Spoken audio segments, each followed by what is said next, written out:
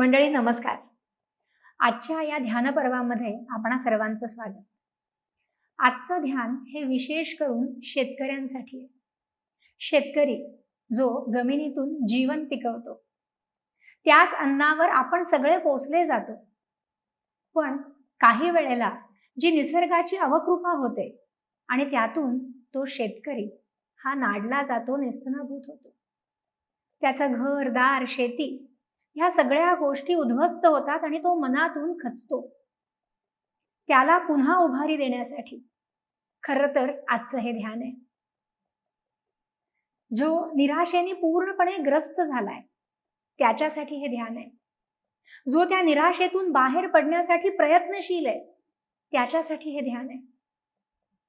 त्याला यशाकडे नेण्यासाठी, त्याला त्या सगळ्या त्रासातून विवंचनेतून बाहेर काढण्यासाठी आज हे ध्यान आपण करणार आहोत. आपण सगळे देखील त्यांच्यासाठी प्रार्थना करणार आहोत, त्यांना ब्लेस करणार आहोत की प्रत्येक शेतकरी हा समृद्ध व्हावा, सुखी व्हावा. यासाठी आपणही हे ध्यान निश्चितपणे करू शकतो. इथे प्रत्येक शेतकऱ्याला माझं सांगणं आहे की ज्या वेळेला तुमची मनस्थिती शांत होईल, ज्या वेळेला तुम्ही पुन्हा एकदा त्या राखेतून फिनिक्स पक्षासारखे उभारी घ्याल, तेव्हाच तुम्ही यशापर्यंत पोहोचू शकता. अपयश ही म्हटलं जातं ना की यशाची पहिली पायरी आहे. मग त्या अपयशाने खचून न जाता आपल्याला उभं राहायचंय आणि तुम्हाला ती आंतरिक उभारी देण्यासाठी हा प्रयत्न आम्ही करणार आहोत. मुळातच ध्यान या शब्दातच त्याचा अर्थ लपलेला आहे. ध्यान म्हणजे काय? आपण म्हणतो ना की इकडे ध्यान द्या, इथे लक्ष द्या. ध्यान म्हणजे लक्ष देणं. मग हे लक्ष कुठे द्यायचंय, कुठे केंद्रित करायचंय हे लक्ष?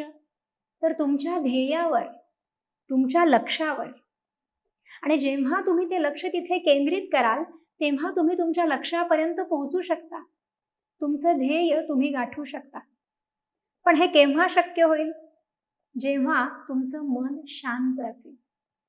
एखाद्या ठिकाणी जर आपल्याला कॉन्सन्ट्रेट करायचं असेल, तिथे पूर्णपणे लक्ष द्यायचं असेल आणि मनामध्ये नाही ते विचार असतील, माझं मन भरकटत असेल, तर मी तिथे लक्ष देऊ शकत नाही. पण जेव्हा माझं चित्त, माझं मन शांत असेल, तेव्हा मी अगदी व्यवस्थित तिथे कॉन्सन्ट्रेट करू शकते. आणि म्हणूनच आजच्या या ध्यानातून तुमच्या सगळ्यांचं मन शांत करण्यासाठी आपण प्रयत्न करणार आहोत.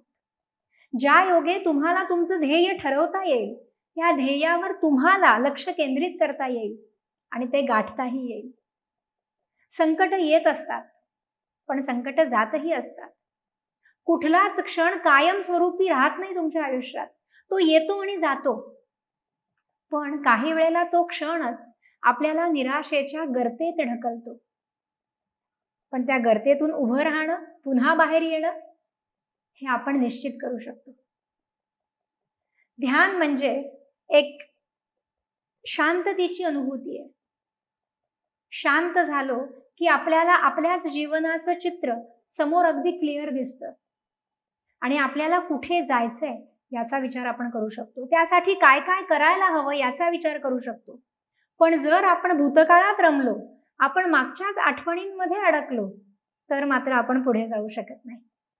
म्हणूनच सगळा भूतकाळ आज सोडायचा आहे आणि उज्ज्वल भविष्याकडे जाण्यासाठी आपल्याला आजचं हे ध्यान करायचंय.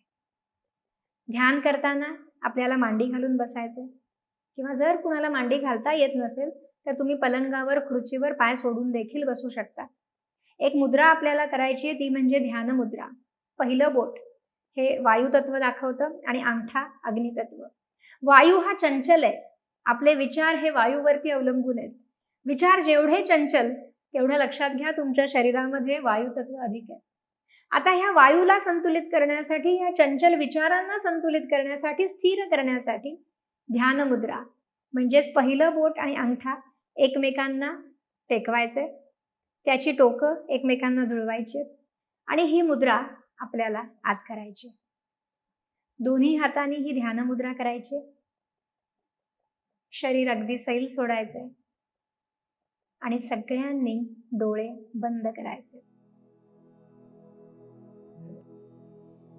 शरीर अगदी शिथिल, सैल सोडायचं.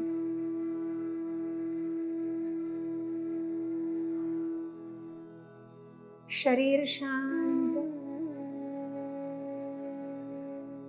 मनही शांत करायचं.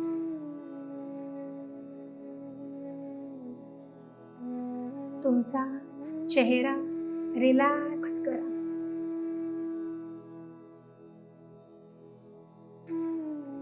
कपाळ, दोन्ही डोळे रिलॅक्स होऊ दे.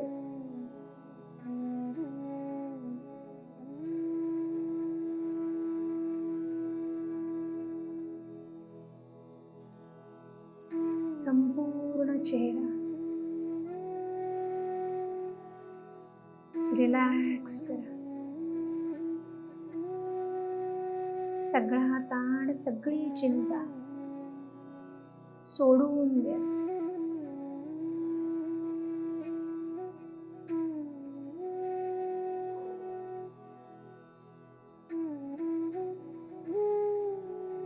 एक हलकं स्मित हास्य चेहऱ्यावर आणा.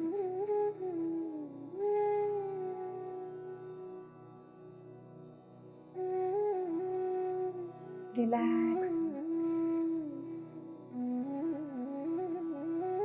सावकाश श्वास घ्या आणि अगदी सावकाश सोडा.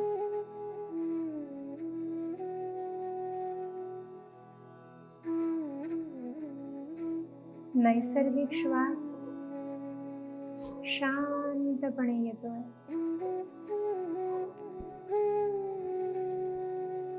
आणि शांतपणे उत्सर्जित होतो. प्रत्येक श्वासावाटे तो प्राण आपल्या संपूर्ण शरीराला मिळतो.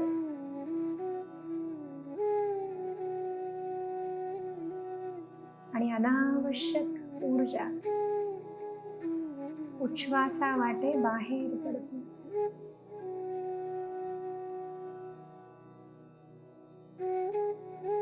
श्वासावर लक्ष केंद्रित करा.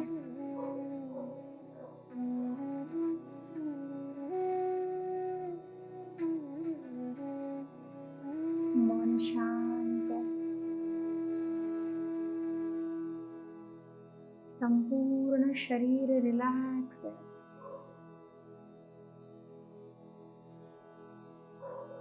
आणि आता आपल्याला आपलं ध्येय ठरवायचं.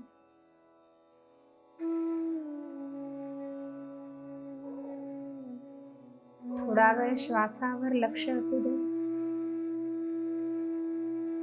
प्रत्येक पेशी रिलॅक्स होऊ दे.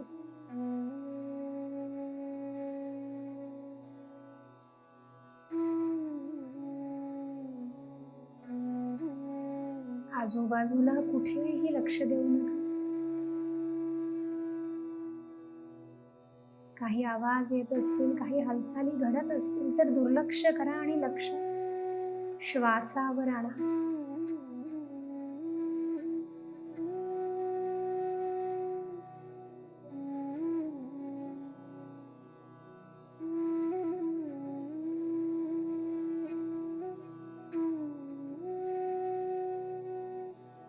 श्वास खोलवर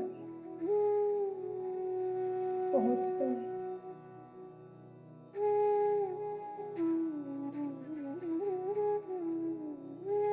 हा श्वास आपल्या धमन्यांमधून वाहतोय आणि आपल्याला एक ऊर्जा देतोय, ताकद देतोय.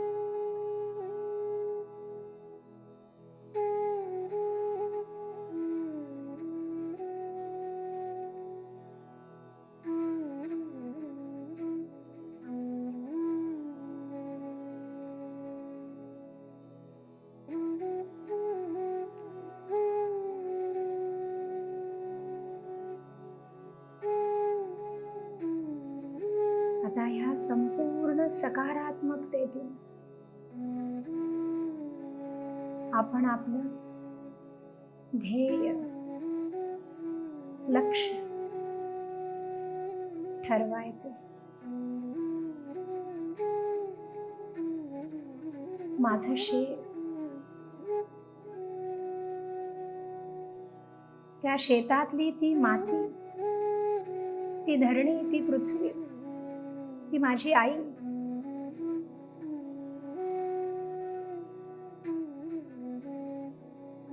जी आज त्रासात आहे, दुःखात आहे. निसर्गाच्या अवकृपेमुळे माझ्या शेताची जी धुळधाण झाली आहे,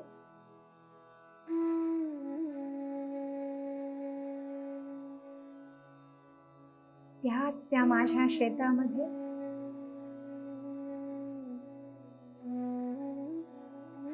अतिशय उत्तम असं पीक पुन्हा उभं राहावं.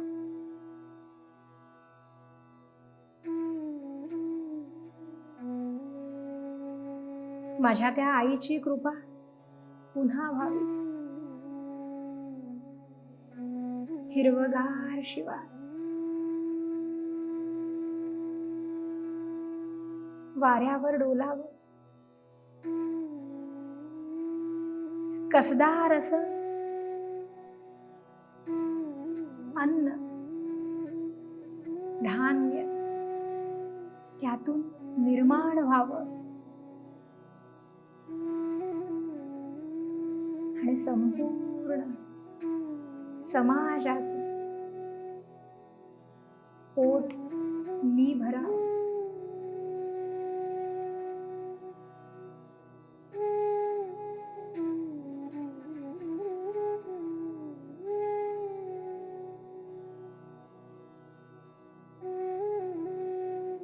यातून माझ्या घरामध्ये सुख, सुबत्ता, समाधान हे नांदावं.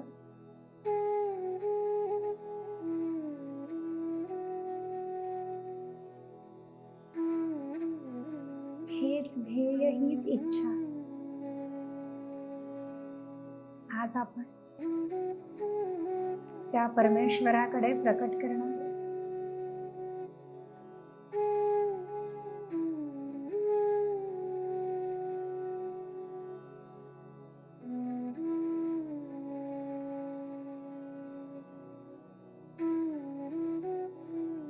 डोळ्यासमोर चित्र आणायचं.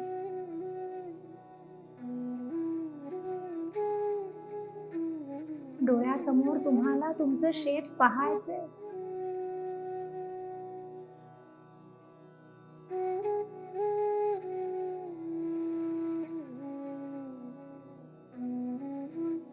तिथे डोलणारी ती पिकं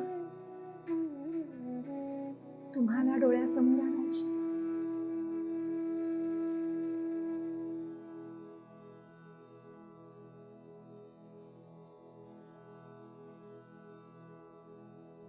जी इच्छा आपण प्रकट केली आहे, जे स्वप्न पाहिलंय,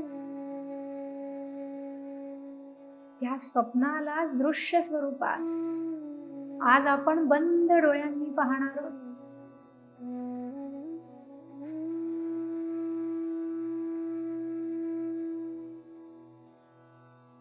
आज आपण त्या धरणी मातेला एक वचन देणार आहोत की आई, मी कुठल्याही रसायनांचा तुझ्यावर मारा करणार नाही.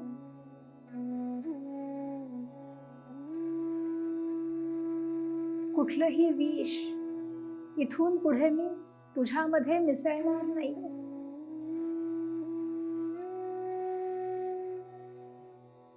आजवर माझ्याकडून जी चूक झाली त्यासाठी तू मला क्षमा कर माते. आणि आता तूच पुन्हा कसदार हो. तो कस त्या प्रत्येक बीजाला मिळू दे. एका आईप्रमाणे तुझी माया त्याला मिळू दे, ताकद मिळू दे आणि प्रत्येक बी सरसरून वर येऊ दे. त्यातून जन्माला आलेलं ते रोप बहरू दे, फुलू दे, फळू दे.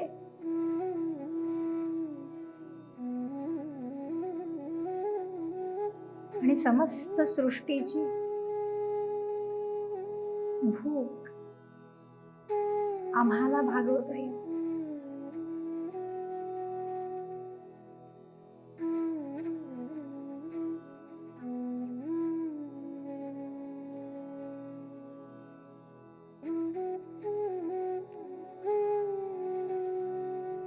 त्या धरणी मातेकडे आपण वरदान मागतोय. स्वच्छ मनाने, स्थिर मनाने मागा. कुठलीही भीती बाळगू नका. नका विचार करू की जर मी केमिकल वापरलंच नाही तर कसं उगवणार. नका करू हा विचार. तुम्ही सांगा तिला की आई, तुझा आशीर्वाद असू दे. निसर्गाची ताकद खूप मोठी आहे. जसं निसर्ग सगळं काही उलथवून जाऊ शकतो ना, तसंच सगळं काही पुन्हा बहरू शकतं, उभं राहू शकतं. सगळं करणारा तो निसर्ग आहे आणि त्यावरच तुमचा विश्वास आज ठाम व्हायला हवाय. त्या निसर्गाकडेच मनापासनं मागा आणि मग ते चित्र आणा डोळ्यासमोर. तुमचंच शेत शिवार बघा कसं फुललंय, बहरलंय. बघा डोळ्यासमोर.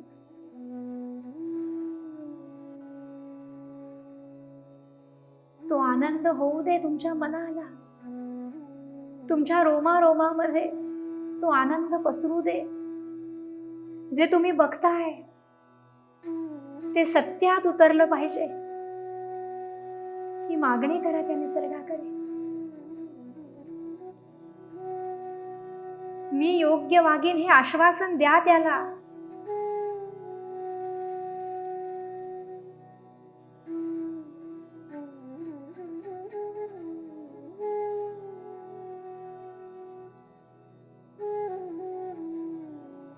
आणि हा अनुभव तुमच्या मनात साठवून घ्या.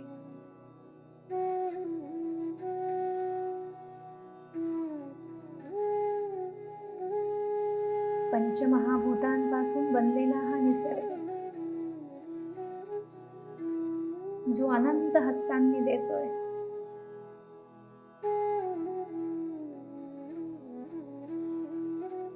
आपण फक्त आपले हात पुढे करायचे आणि मागणी मागायची.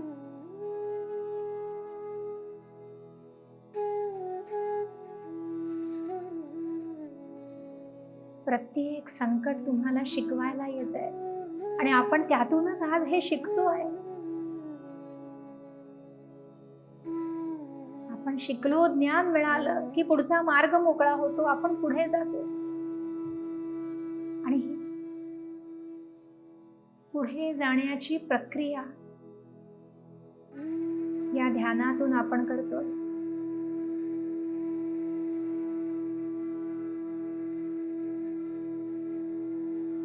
जे चित्र आपण आता डोळ्यासमोर आणलंय ते डोळ्यासमोर तसंच राहू द्या. ते पहा, त्याचा आनंद घ्या.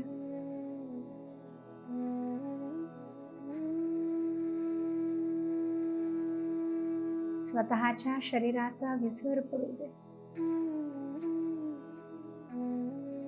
आजूबाजूच्या वातावरणाचा विसर पडू दे आणि त्या आनंदामध्ये पूर्णपणे बुडून जा.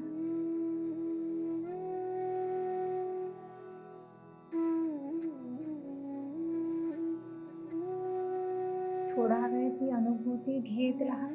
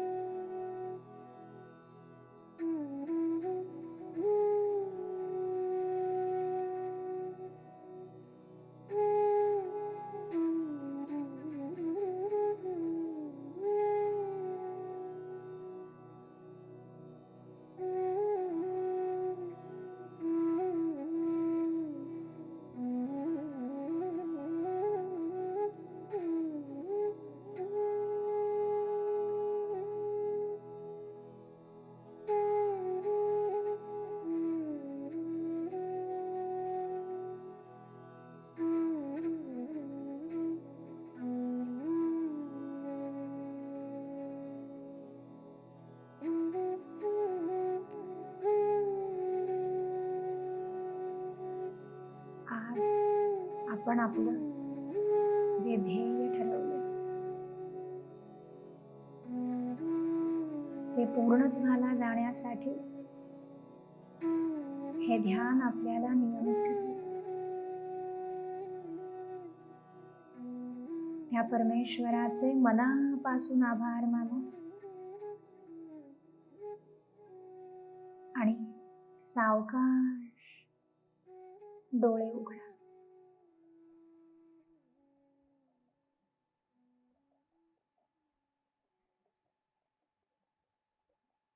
आता तुम्ही मुद्रा सोडू शकता. दोन्ही हात एकमेकांवर घासा. चेहऱ्यावरून फिरवा, डोक्यावरून, खांद्यावरून, छाती, पोट आणि पायावरून फिरवा. दोन्ही हातांवरून आणि पाठीवरून, कमरेवरून फिरवा. हे ध्यान आपल्याला नियमित करायचे. या ध्यानातून आपण आपलं ध्येय रोज डोळ्यासमोर ठेवणार आहोत. परिस्थिती काहीही असली तरी आपलं लक्ष आपल्या ध्येयावर असणार आहे. जेव्हा तुमचं ध्येय स्थिर असतं, स्पष्ट असतं, तेव्हा संपूर्ण निसर्ग तुम्हाला त्यासाठी मदत करतो. निरामय ऊर्जा शेतीच्या माध्यमातूनही तुम्हाला मदत करू शकतं. त्यामुळे या सगळ्या मदतीतून आपण आपलं ध्येय साध्य करूया. हे ध्यान करत राहा. तुम्हाला काही शंका असतील तर कमेंटमध्ये नक्की विचारा, आम्ही त्यांचं निरसन करू. तुम्हाला काय अनुभूती येते, काय अनुभव येतोय, तोही आम्हाला शेअर करा. आज इथेच थांबूया. धन्यवाद. साध्या आजारांपासून ते मोठ्या आजारांपर्यंत घरी राहून फक्त व्हॉट्सॲप किंवा ईमेलने माहिती पाठवून लागोलाग सुरू करता येणारे उपचार म्हणजे विनास्पर्श विनाऔषध केले जाणारे स्वयंपूर्ण उपचार. आजच संपर्क साधा.